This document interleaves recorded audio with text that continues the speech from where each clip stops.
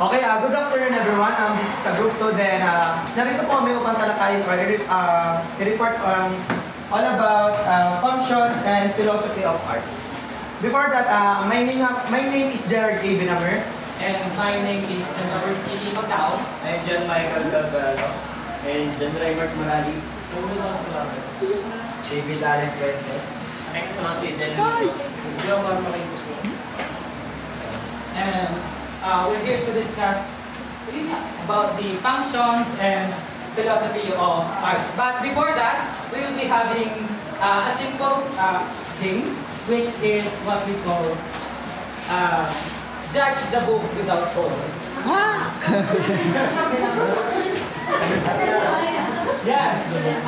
Simple lang ang mechanics ng ating game. We need 5 pairs.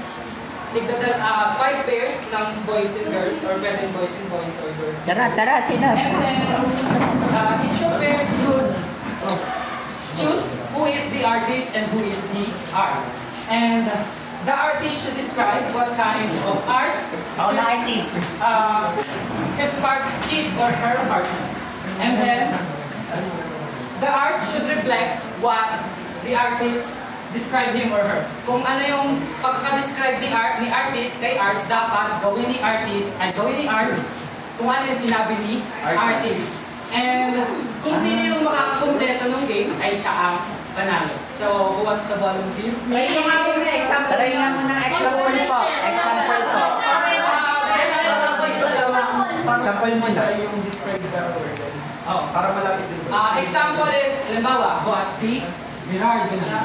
Ako ang art, and ako ang artist, si Gerard. Art. Ganun daw. Siya yung gagawa. Ito po ang aking arts. Siya po ay magaling sumayaw, magaling kumanta. And then, pag sabi kong gano'n, gagawin niya, syempre, sasayaw siya sa inyong harapan and then kakanta. Kung ano lang yung sinabi ko sa kanya, yun lang ang kanya gagawin. Yes po. Yes.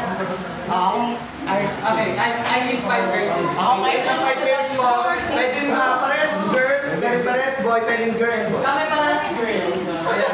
Tanggap na.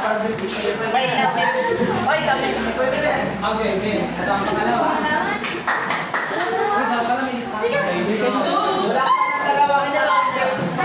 Next, sino? Kami dalawa. Okay. Ilan pa? Anong pair na lang? And the last pair is... Anong palug ako? Okay.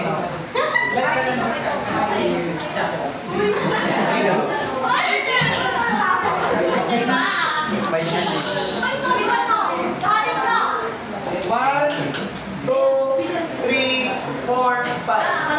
Okay, mat tayo ngayon. Ako na lang Hindi ba?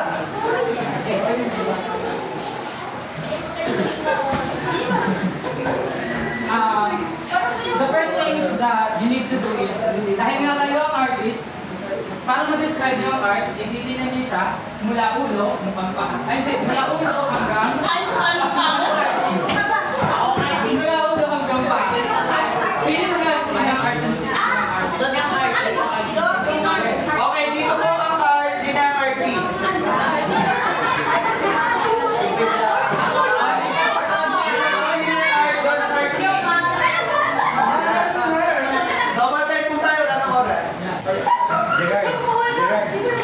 Okay, and the first group that... Okay, First pair. yung una nang dito, yun din ako nasa pila dahil kapag dito, kami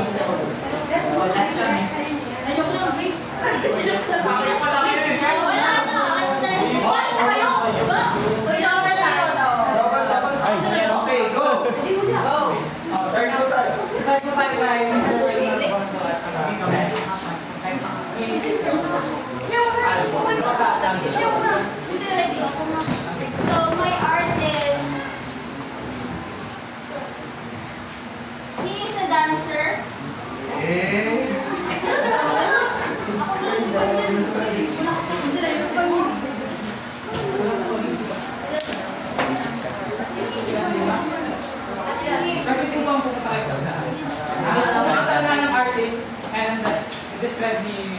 Hindi lang ito pa. Ang art pa. Dalawa. Dalawa lang siya, dalawa. So the first one, he's the dancer. And he also loved a poet.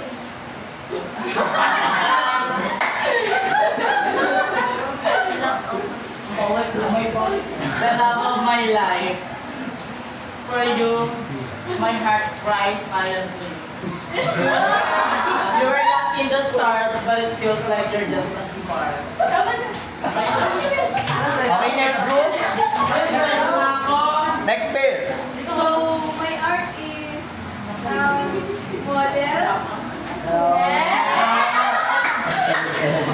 A beauty queen. And also a dancer. Ito yung talaga nakakainis eh. Ang cute.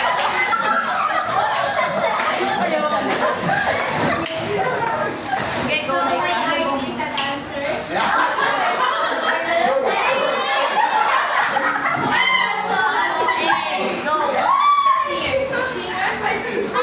Rapper yung harap na!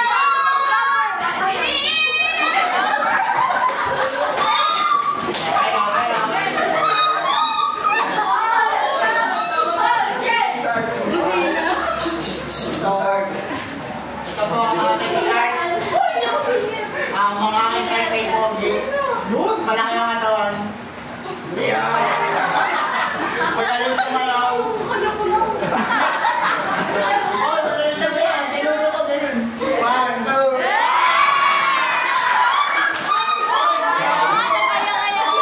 Magaling din sa pangumanta. 5, 4, 3, 2. Ay, ito po. Yun lang po ang aking art. Ba't pa kayo ko nag-start? Ha? Ang dami naman. My art is dancer. Ayan, wag kami. Nagsasayaw. Isa mo lang na. Oh, dancer.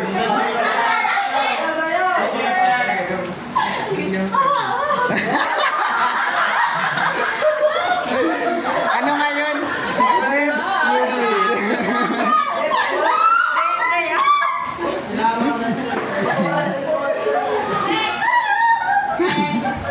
Actress. Oh my God!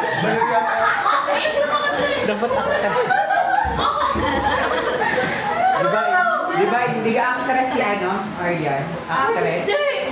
Actress yan. Magaling ang Marquez. Bakit iniwan? Uy, hindi ako nag-acting. Yung sisa. Sino ko na? Sisa? Sige po, na tayo. Tama na. Ay, di. Sa tayo po dyan, wala pong nanalo. Hoy! Nakakuha na kami. Bakit nga ba natin nilaro ang game na to? Sabi ko nga, we'll be talking about the functions and philosophy of arts. Kasi sabi nga, ang isang arts daw ay hindi mabubuo kung wala itong functions and wala itong purpose. Kasi ginawa ang isang art para ipakita ng isang artist kung anong nais niya or kung anong gusto niyang gawin, kung ano ang gusto niyang gawin, kung ano ang gusto niyang iparating sa mga tao or sa mga audience. And our main objectives is that at the end of this chapter, students are expected to distinguish between directly functional and indirectly functional art, and apply the concepts and theories on beauty and aesthetic in real life scenario.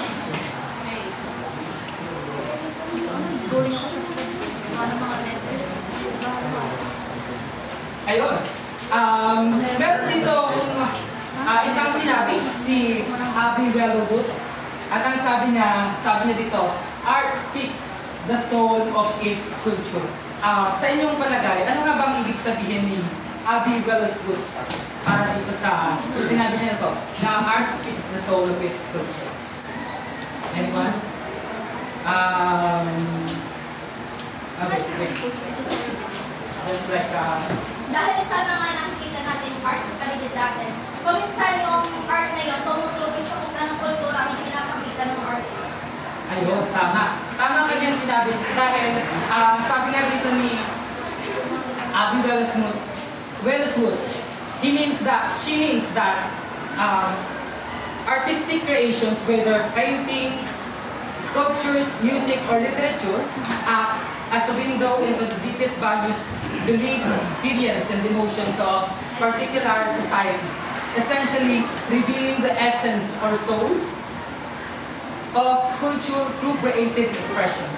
And it also reflects the collective identity of people, capturing their joys, struggles, traditions, and worldwide view in tangible form. Examples na nga lang dito yung gawa ni Moira. Pag sinabi natin likhang sining ni Moira o likhang arts ni Moira, yung kanyang genre sa mga kanta, di ka alam natin na ang genre niya ay patungkol sa masasakit na kanta, and nakaka-relate yung iba sa atin na bigo at nasasaktan.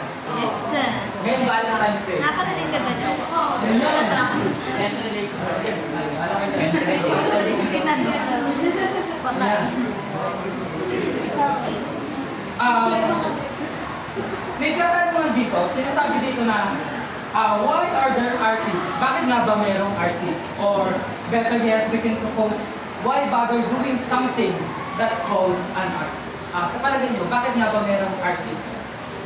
Okay, yes, Ms. Bella.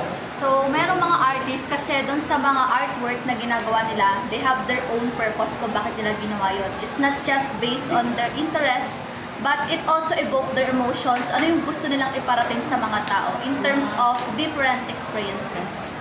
Yes, tama. Kasi may kalimitan nga dito kasagutan na sinasabi na artists do something that they love. Ginagawa ng artist ang isang bagay dahil gusto nila itong gawin. And this particular act is the driving force for creating a magnus opus, a bestseller or a work of a genius. Pag sinabi naman natin magnus opus, it is a large important work of art, music, or literature, especially one regarded as the most important work of an artist or a writer. Katulad nga ng kay gawa ni Leonardo da Vinci at ngayon, yung Mona Lisa. Yes. That is his famous creation.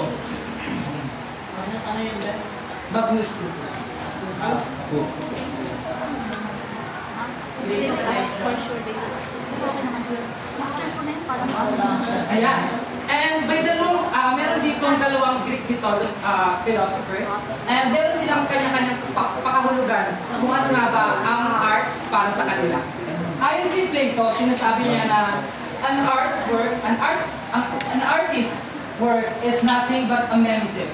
Pag sinabi natin mimesis, it is the representation or just an imitation of the real world in art and literature. So sinasabi ni Plato na ang arts daw, ang work daw ng mga artists ay isa lamang imitasyon or replica lamang. Pero ayon naman kay Aristotle, kino-consider niya that arts is a representation of the object. Thus, for Aristotle, the artist does not simply copy. So ibig sabihin, hindi lang basta kinopya ng isang tao yun, ay ng isang artist yun, but reproduces reality in a manner of uniquely his own. Kung paano niya, kung paano niya na-appreciate yung isang bagay, tapos ginawa niya yung bagay niya.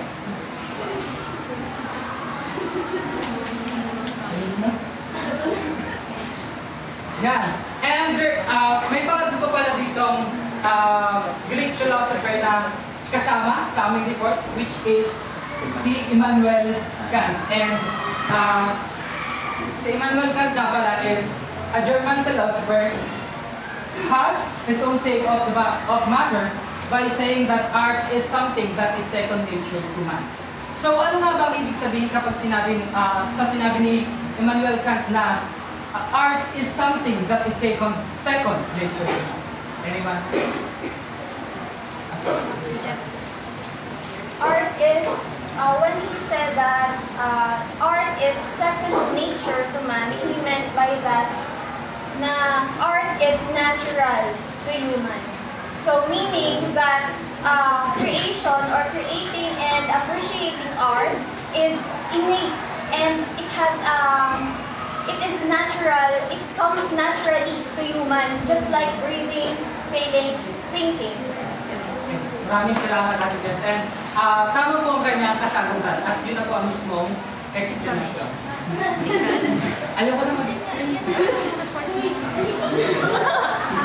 Patay.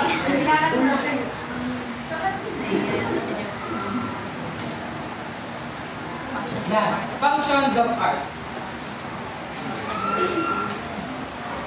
Ayon kay Aristotle claimed that every particular substance in the world has an end or telos in Greek, which translates into purpose. So sinasabi nga daw niya, sinasabi dito ni Aristotle na every art or lahat ng bagay dito sa mundo ay merong purpose. And he says that every substance defined as form of matter moves according to a fix towards its aim. This telos, according to Aristotle, is intricately linked with function. So sabi nga, that it is intricately linked with function. So ibig sabihin, kapag may purpose ang isang bagay, meron din itong function. Katulad na, for example, ang CR. Ginagamit natin ang CR kasi nga, doon tayo dumudumi at hindi kung saan-saan na sa And sinasabi niya kayo, for a thing to reach its purpose, it also has to fulfill its function. Ayan. Ito, another example. Rizal Monument. Sinasabi dito na, ayon dito sa Rizal Monument na makikita natin sa Manila, yung nasa likuran nito, which is yung leaves at saka yung bat, yung parang banga, it symbolizes as the natural resources here in the Philippines. And while this mother holding this child and this dito sa dalawang tao sa gilid, it symbolizes the education and the family. And para naman sa kay Rizal, yung mismong libro ni Rizal, yun ang nagsisimbolo naman sa ating bayani ng Manila na si Jose. And I'll be calling Mr. Calixto to continue. So, good afternoon sa inyo na. Dito para talakayin yung three functions of city or tungkulin ng city. Meron tayong personal, utilitarian public display expressions. Ang city ay maaaring gawin para sa personal na kapakinabangan, display sa lugar, sa pag-express ng ating feelings sa paggagawa ng sini. Sa social naman, used for public display and celebration, used to affect and collective behavior. Ginagamit para sa publikong pagpapakita at pagdiriwang. Ginagamit upang may paliwanag ang pag-uugali ng tao sa lipunan. Halimbawa na lang dito yung sayaw. Yung sayaw, ginagawa to sa piyesta. Yung isang habit na nagigikait sa mga tao. Saka, isang moral na pagpapakita ng saysaya sa isang komunidad. Sa physical naman, utilitarian. Yung utilitarian naman ay yung physical na kagamitan. O yung kahoy na isang kasangkapan na gawa sa kahoy na maganda at matibay. Yung mga sandok na gawa sa kahoy, yung palayok na gawa sa puti, yung mga ganun.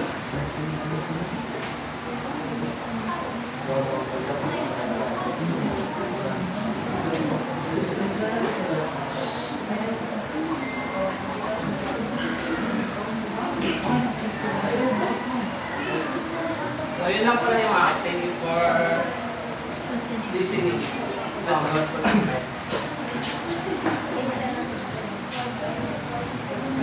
Good afternoon to all of you. I am just Michael Delvelo and I'm here to discuss the philosophy of the arts. Before we get started, what's philosophy? Miss Godoy.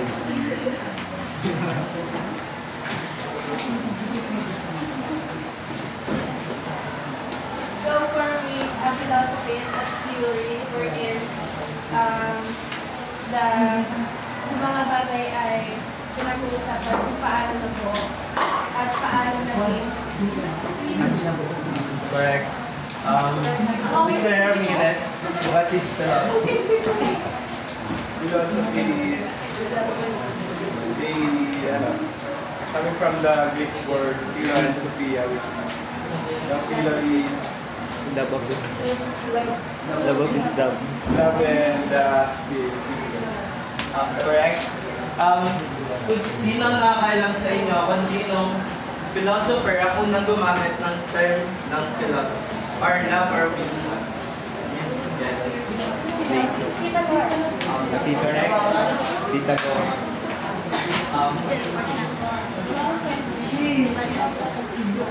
Tama ang lahat ninyo sinabi. Let's move on to the next topic. Plato's idealism and the concept of uses.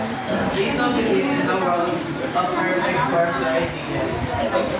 Plato believed that the physical world which we experience and with our senses is a shadow of true reality, which exists to the realm of form and ideas. These forms are perfect, unchanging, and eternal, representing the things like beauty and justice.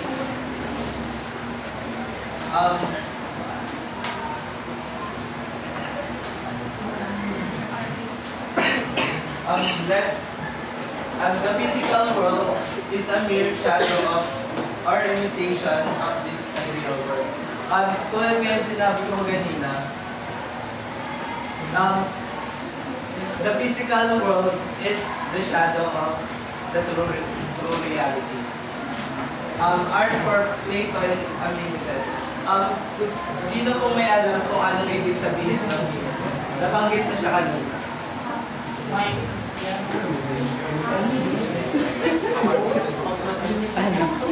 Kasi yung ngayon kasi sir, ginagaya. Copy lang kami. Paano kumain? Yes. Sino nakakaalam?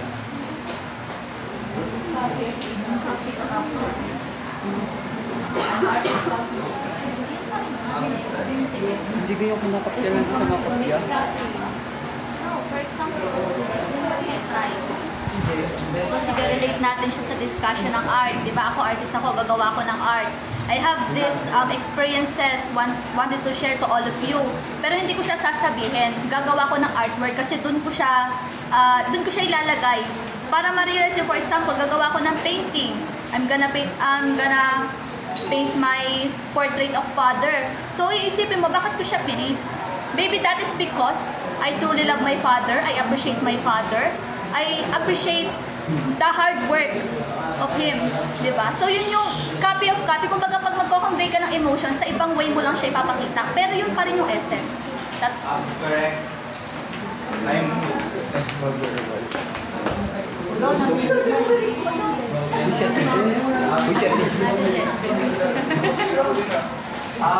what is mimesis?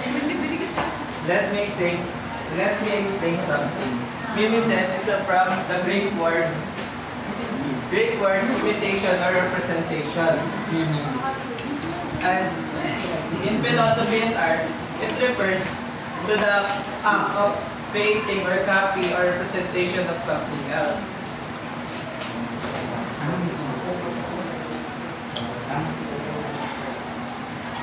Whether it's a real object, a person, an emotion, or an idea.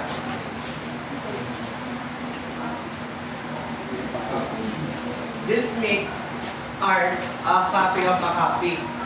That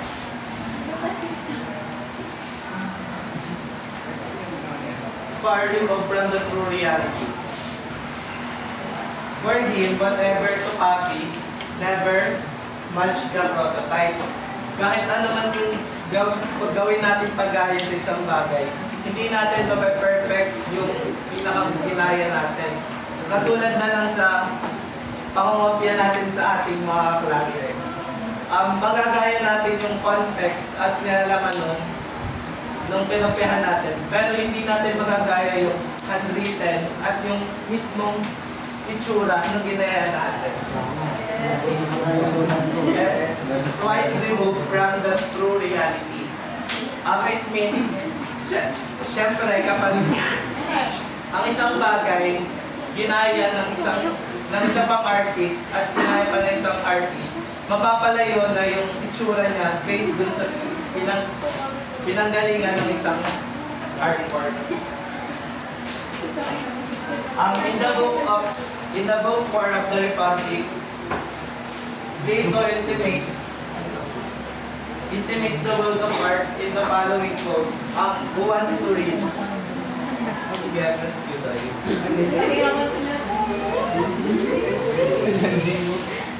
And do you see, I said, men passing along there, carrying all sorts of vessels, and statues and figures of animals, made of wood and stone and various materials, which appear on the road. Some of them are copies, others silent. Any insights about sino po may insights about this quote of Plato? Wala. This is from the Plato's allegory of the cave, which means it's a story about prisoner chained in a cave, only seeing the shadows cast objects passing from them behind. We believe these shadows are reality. One prisoner friend sees the real world battered in the sunlight and realizes the shadows as just reflections. And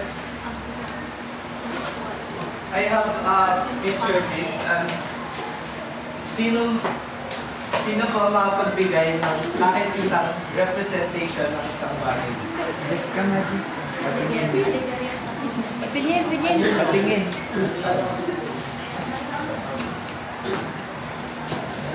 Nasa report na Isang bagay o ano pa yung represent ng isang bagay? Yung shadow. Ang saganda. Yun na yung The cave itself. Yeah. For me, the cave itself represents the ignorance of people.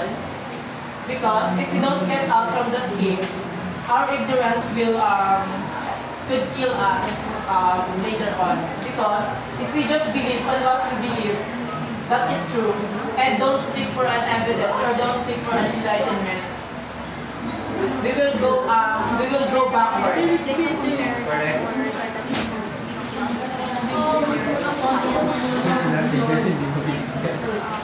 Only see the shadows. Yung nasa kasi meron gusto ito. Pinagyan ako rin.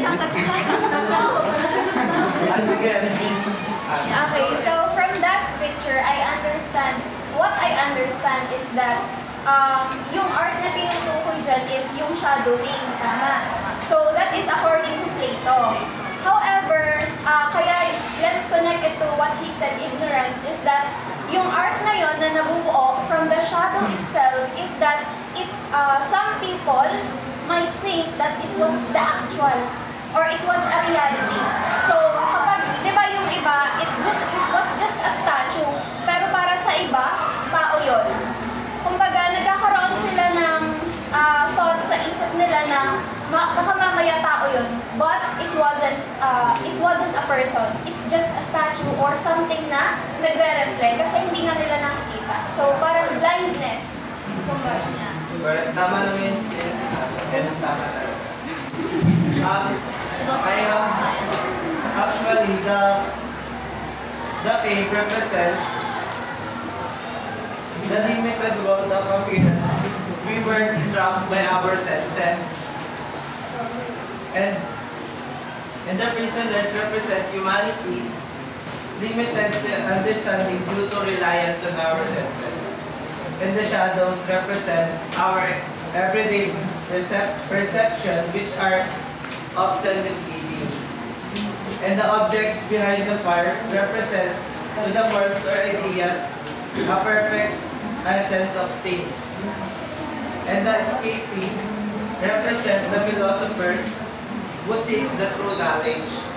And thus, the sun represent the ultimate source of truth and the form of good. It illustrates how people can be ignorant of reality and always understand the small part of it. Yun lang po.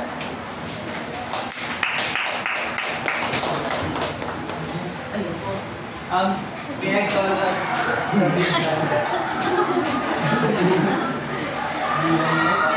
Akin kasi, wala akong visual. So, babasahin ko na lang dito. Okay lang.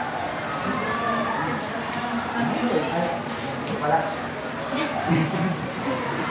Later, regarded the art as inferior to science and philosophy because they are distant from fluent reality.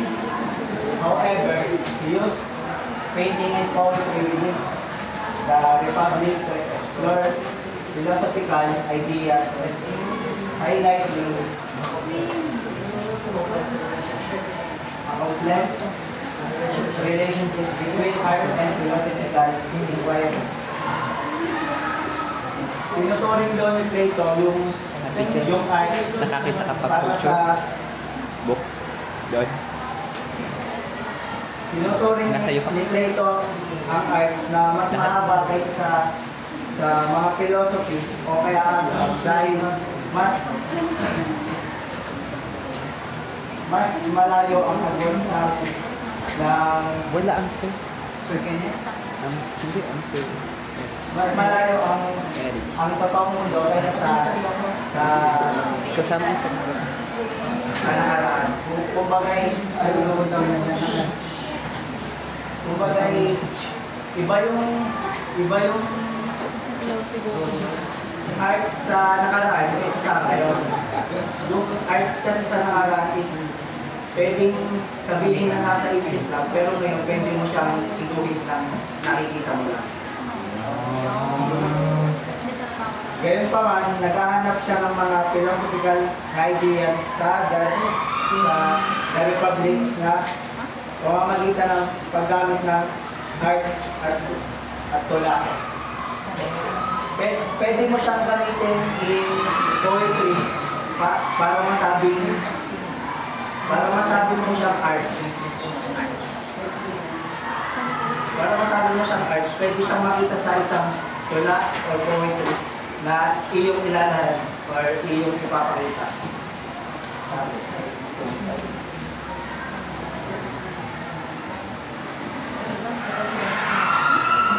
Ang isa ay modern technology, particularly writing has challenged the mysterious aspect of Plato philosophy.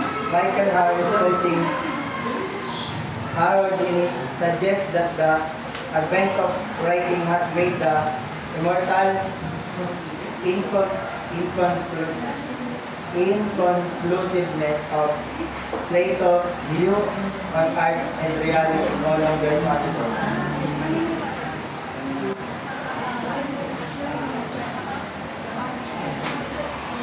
Ang isa daw technology ay maaaring maging pagsubok sa iyo, lalo na ang mga ganap ay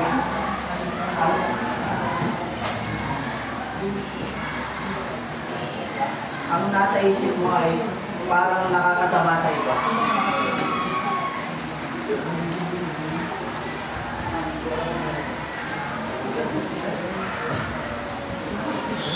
Yun lang. Yun lang po.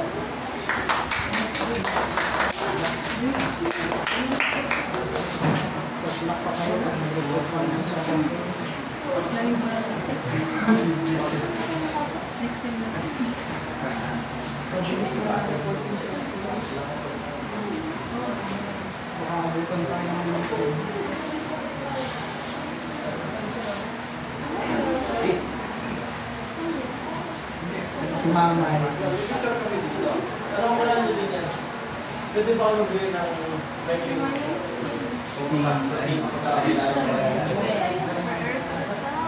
Si Alice. Wait lang. Wait lang. Nasa motivate si Aristotle. Isa siya, Aristotle is one of the famous philosopher we know. And mag-share ako ng isang famous sayings niya. Kasi total din naman kasi si Aristotle.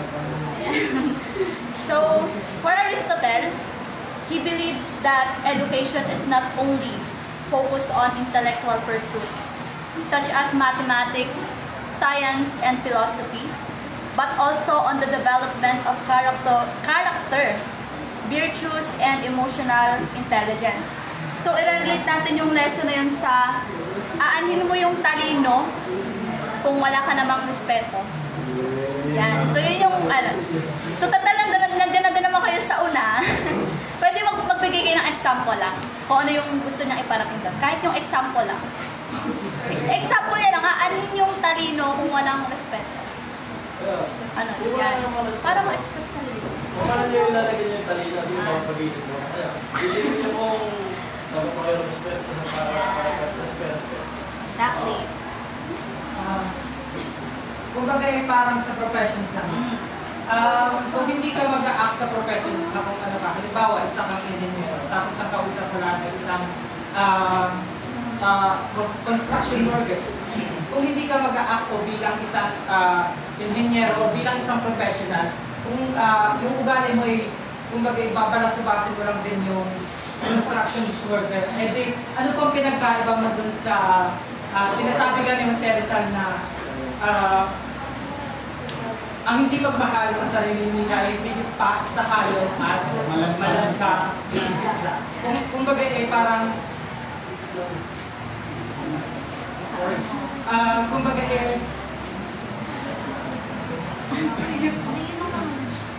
tama siya. Okay siya. Okay na yun. Tama yun. Okay na yun.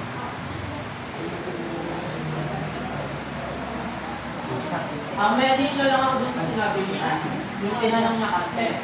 Sabi kasi dito, Aristotle believes that arts could shape the morals and ethics. Kasi yung mga artists, pinapakita nila doon yung mga kanilang principles and values kung based sa kanilang mga naging experiences and sa mga nakikita nila sa society. That is why, yung mga nakakakita na, ganito pala yung norms, ganito pala dapat yung ating ginagawa. So yun lang naman.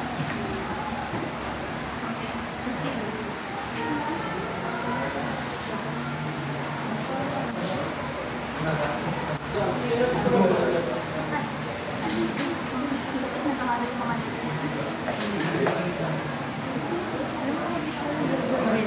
Aristotle, Mag-blur ng akin. as an great philosophers and politician, with creating the overall broad range of subjects, screening of natural science and philosophy, linguistics and economics, politics and sociology, and the arts. The founder of Prospective School of Philosophy. In the Lyceum in Athens, he began the tradition of follow, which is the core and development of modern science.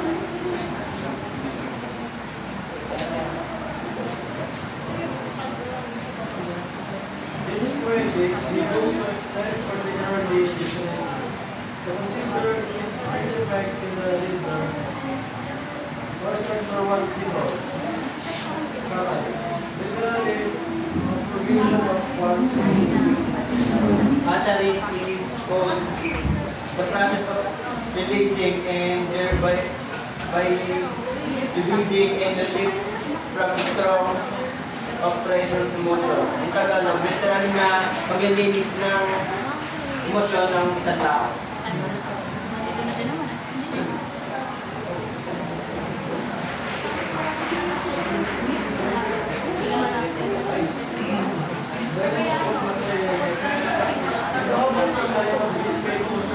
Our student says, art and everything very similarly every action. It's not a some good. And for his reason, he put has slightly been diverted to with that at pag-protect expect. Lahat na nagagawin natin layunin ay laging makabuti ang pupunta nito. Kaya sa mga arts, lalo mga sa mga arts, natin mga action. Next, the School of Athens. The conflict of fear between the two Greek philosophy. Plato and Aristotle find the perfect interpretation in the famous painting by Raphael.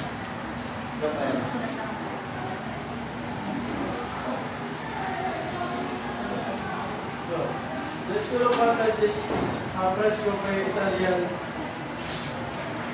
Leonese artist Raphael. It was painted between 1509 and 1511 as part of the mission by Pope Julius II to decorate the rooms that called the Stanza di Raffaello in the Apostolic Place in Vatican City. Kung makikita nyo, yung dalawang pulas po na sila, pinalilimutan din ng mga ibang philosophy.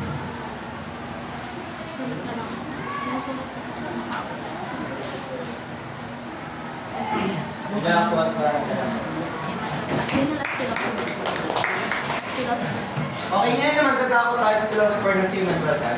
Before we start, sino sa inyo may idea or sino ang may pagkakakilala sa inyo about kay Immanuel Kant? Anyone? Nabanggit na to ni Yowo kanina before mag-start. About kay Immanuel Kant. Straight there. Si Immanuel Kant ay isang German philosopher. Tapos, sinabi niya second nature of Yes, Miss Abalas. So for Immanuel Kant, I have read this before. So he said that the purpose of art is to be purposeless. Okay, tama naman yung mga sinabi nyo. Then, ayan. Immanuel Kant, he a German philosopher and he one of the central Enlightenment thinkers. So may iba't ibang pinahayag o may iba't ibang binigay na meaning si Immanuel Kant about sa arts. At meron ako dito inahandang ilang pakahulugan niya or ilang meaning about sa arts.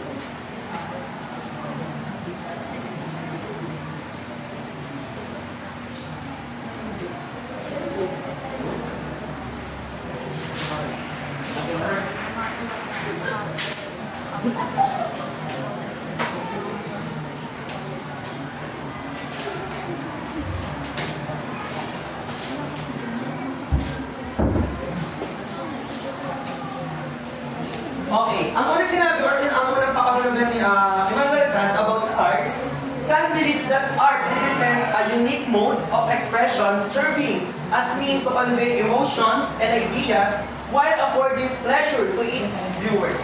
Sino makakapagpaliwanag or konting paliwanag about dun sa unang pahayag o unang meaning ni Immanuel Kant about arts? Yes. He wanted to say to us that art is one of the greatest ways we can use to convey our emotions or feelings. Simply as that.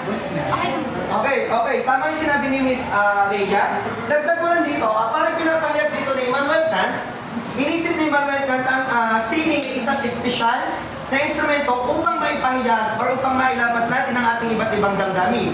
Like, pwede tayong maglapat dito ng text sa music, drawings, at kung ano-ano pa, na pwede natin ilahad kung ano yung nararamdaman ng ating kalooban. Like, pwede natin ilahad dito yung paano natin ipapakita yung kalungkutan nating nararanasan sa buhay? Paano natin ipapakita kung gaano ka tayo masaya sa buhay?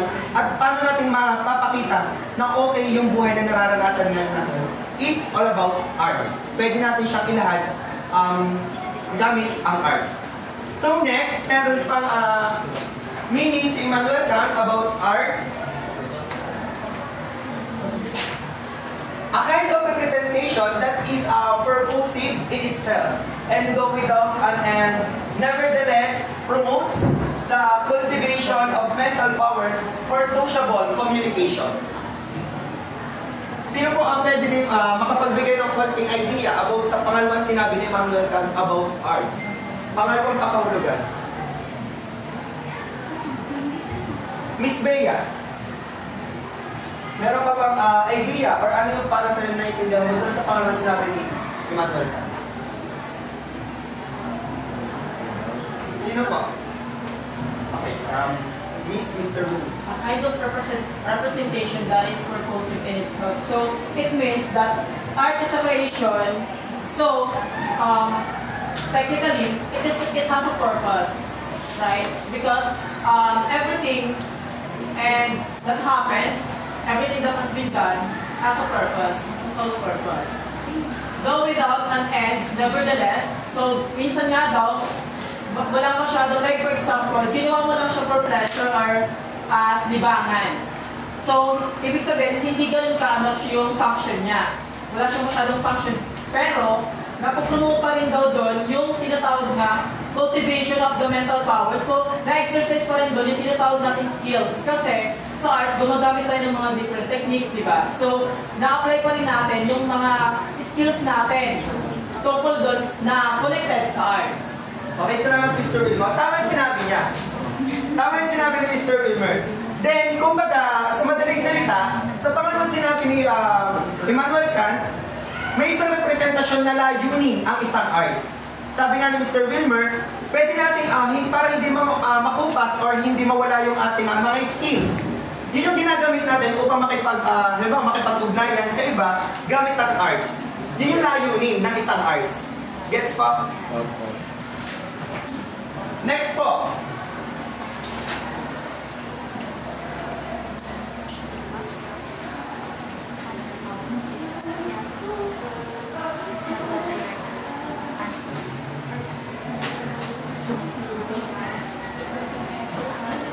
Sabi ni Immanuel Kant, Kant identifies beauty with a quality, namely purposiveness, but the sublime he identifies with a quantity, and that quantity is unlimited, where beauty, according to Kant, is coming, the sublime disrupts or disturbs. Okay, sinabi dito ni Immanuel Kant, na kagandahan ay kinikilala ni Immanuel Kant bilang isang kalidad ng tao, lalo na ang mga layunin nito. Base kay Immanuel Kant, may mga sining o arts na talagang kahanga-hanga. At sadyang kahanga-hanga ay nagpapabago or nagpapakalma sa atin. Di ba, in base of our experience, di ba, pag tayo may nakita ng isang arts na napakaganda, humanga tayo. Kahit paanong gulo ng utak natin, then nag-focus tayo doon sa arts na yon, parang nakakagaan ng loob, or parang pag napating ka sa arts na yon, is nakakalma. Like na parang nandun yung peace of mind mo. Pero hindi naman porket pangit yung arts, sabi nga ni Sir, walang pangit na arts. Ano po? Hindi pa porket pangit ang arts is nandun na yung kahit anong mood mo, kahit anong bad mood mo, pag nakakita ka ng pangit sa arts, sasabihin mo na hindi nakakalma.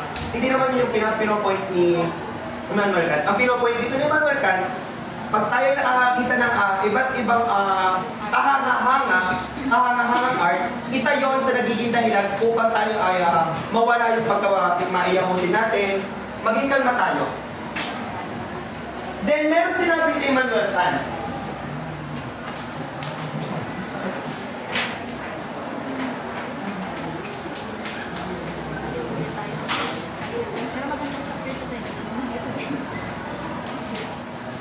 Immanuel Kant said that art is purposive in itself.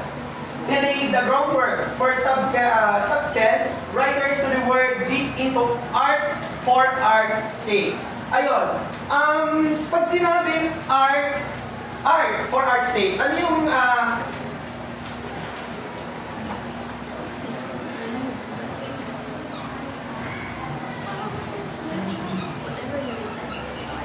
art for art's sake, ano yung pagkakaintindi nyo about dito? Anyone? Bukod kay Ma'am Jess and kay Ma'am Rhea. Pag-sake. Mr. Angelico? So, sinasabi dyan na arts is for art's sake. Gumagawa tayo ng mga arts natin to express our own thoughts, ideas, and expression. So, doon pa lang pumapasok na everything na na-express natin, hindi man ma-appreciate na ibang tao na art yon. Pero may mga tao na sa perspective nila, point of view nila, makaka-appreciate ng mga bagay na ginagawa mo. Okay, tama yun. Tama yung sinabi ni Mr. Angelico. Then may paliwanag si Immanuel Kant. That art should not be judged on its relation to social, political, or moral values, but for its formal and aesthetic quality. So parang yun nga, yung sinabi ni Mr. Almario, na ang isang arts ay hindi mo pwedeng husgahan. Pwede mo siyang husgahan sa formal o sa base sa itsura nito. Pero hindi mo siya pwedeng husgahan kung ibibase mo lang lagi sa political, moral values, and social. Kung baga mahusgahan mo lang yung isang arts, depende doon sa itsura ng arts na yun. Depende sa pagkakita mo sa arts na yun. Gets pa? Then may isang aklat or mayroong isang nalimbag si Immanuel Kant na libro. Ito ang Prompting for Metaphysics of Morals.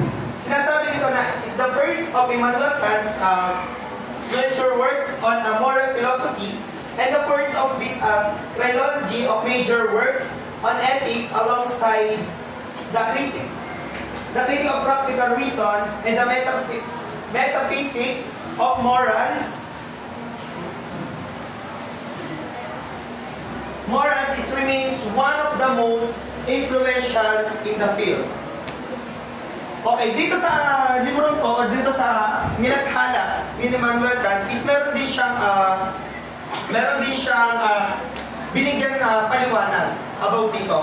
Ibinigay niyang paliwanag dito is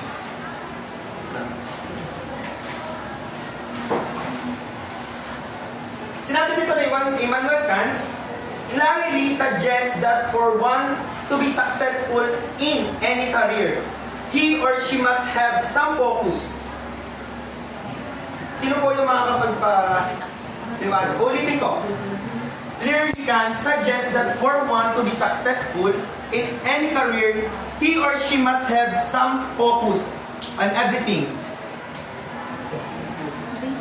So yan, araw-araw focus lang, sabi ni Immanuel Kant. Kasi di ba, sa ano naman kasi talaga, yung mga, di ba, nagsiset tayo ng mga goals sa ating mga desire. For example, the long-term goals and the short-term goals. So, along the way, sinusubok tayo. Like, for example, sabi mo, ang goal ko is makabili ako ng ganitong bagay. And yun yung goal mo. Kung baga dapat doon ka nagpo-focus. However, there are friends na bigla kang yayain kumain sa KFC, sa Chowking. So, wala kang focus, bigla kang mapapagastos, di ba? So, sabi niya doon, para maging successful ka, dapat focus ka sa kung ano yung goal mo. Dapat nandun ka lang naka-eye. Kumbaga, kung gusto mong pumasa, aral lang. Walang lande, gano'n. Okay, tama yung sinabi ni Mr. Wilmer, sa madaling salita, kung hindi tayo magpo-focus sa isang bagay na gusto natin, malabo natin itong magawa ng ayos or malabo natin itong makamit. Like for example, i-relate natin sa ating mga buhay. Kung gusto mo maging ganap na teacher, kung gusto mo maging ganap na guro, kung ano mang profesyon ang gusto mo, so kailangan mo mag-focus sa mga bagay na tulay para maabot mo yung pangarap na yun. Kasi, it's okay, sa arts, magdodrawing ka. Pag ba ikaw ay hindi nakafocus sa dinodrawing mo, matatapos na ba yun ng ayos? Magiging successful ba yun? Magiging satisfied ka sa magiging result nun? Di ba hindi? So, parang pinaparating ni Immanuel Kant, if ever na tayo nakafocus sa ating mga bagay na ginagawa, nandun yung successful. nandun yung magandang result at nandun yung satisfy sa sarili natin. Na nagawa natin yung mga bagay na gusto natin gawin, nakamit natin yung mga bagay na pinapangarap natin. So that's all. Yun lang po ang aking part. Then tinatawagan ko po si Mr. Jomar para ipagpatuloy about kay Mamirtan. Basta yun po. Isang mabilis ang result na po ito. Wala si sir. There are basically three philosophical things in art.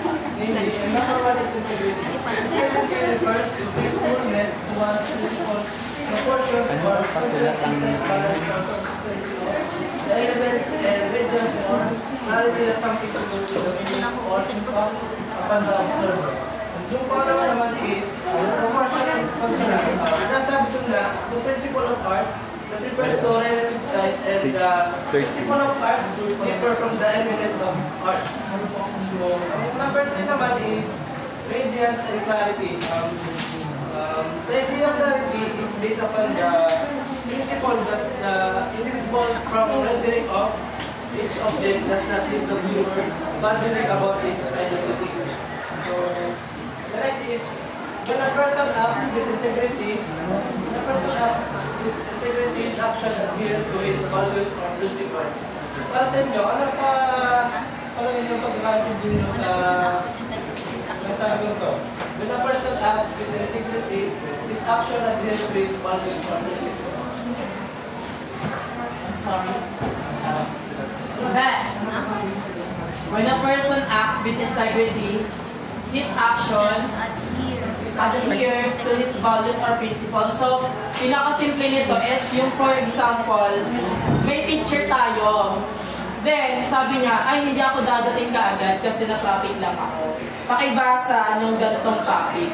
Ngayon, bilang estudyante na mayroong tinatawag na integrity, anong gagawin mo doon? Anong magiging response mo doon? Of course, because you have integrity, babasahin mo yun. So, meaning to say, yun yung ating pinapaniwala ang moral values and principles na bilang mabuting mag-aaral, gagawin ko kung anong tama. Kung wala tayong integrity, pag alam natin na walang teacher at may pinapagawa siya kasi nga wala siya, syempre, lalabas tayo, bibili tayo ng pagkain, magdadala lang tayo, hindi tayo mag-review kasi wala tayong integrity. Yun lang naman. Okay, tama. So, next yun tayo. The artist's work has integrity, it follows its outcome or values is not made by others and other people's motives. To borrow a statement from Nicolas Tanner, sinasabi ko doon is artist one-sided conversation with the unobserved. And consequently, one may fail to appreciate beauty in artist's work, but the artist will see purity knowing that influenced by unshaped irregularities represents by a facade of blunder. And artists use proportion for effect, that is, to emphasize a certain element of the work.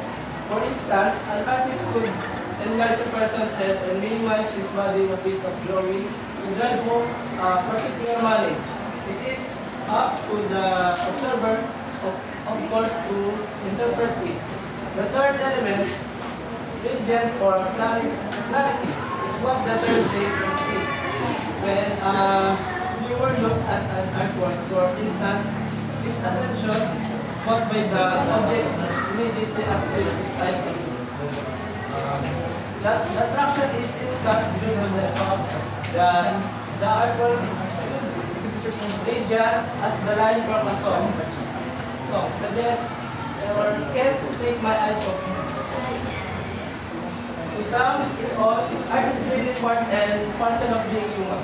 As one writer notes, we make objects beautiful to understand ourselves. Art then must be a part of any exploration of good life. Yun lang po natin sa ating. Ayun, then, ayun nga wala ng oras. So, pasensya na po doon sa mga part na medyo napabilis sa talakayan. Kahit ako po may part na nakalimutang banggitin. Pero, papahabihan ko pa lang po ng last. Kasi mahalaga lang ito kasi ito nakalimutan ko na pagmamadali. Is kaya to na-invento ni Immanuel Kant. Doon sa libro The Critic of Judgment. dito para sinabi ni Emmanuel Kant, pinabahagi dito na binibigyan din sa aklat na yan, sa aklat na yan, yung about sa mga artists na mag-explore pa, hindi lamang doon sa mga, hindi lamang sa mga kilalang, hindi lang sa mga kilalang pyesa or paksa. Kumbaga, parang ang gusto pa rin doon ni Emmanuel Kant, sa lahat ng artist, huwag lang doon tayo mag-focus, mag-explore sa mga madadaling paksa. Doon tayo naman mag-explore sa mga pang-karaniwang estilo o paksa. Doon sa parang mga makabago, mga manalalim na paksa about sa arts. So doon kaya natawag or naipasok ni Emmanuel Kant ang arts for art's sake. Then, yun naman po, may iba po tayong katanungan about sa part ko at part na iba kong kagulo. Wala na po. And yun lang po, tinatawag ko po sa una ng aking buong group 1. And that's all po, dito po nagtatapos ang aming report about the Function. about the function of Philosophy of arts. philosophy of arts. Again, my name is Gerard A. Binamer. And my name is John Jaworski Magkaong. Sa John YouTube. Michael Galgalo. John Raymond Morales. Subscribe. Don't forget to subscribe. David Tarantino. Extra City. At muli po, maraming salamat po sa maayos na pakikinig at pagrespeto sa mga nasa audience.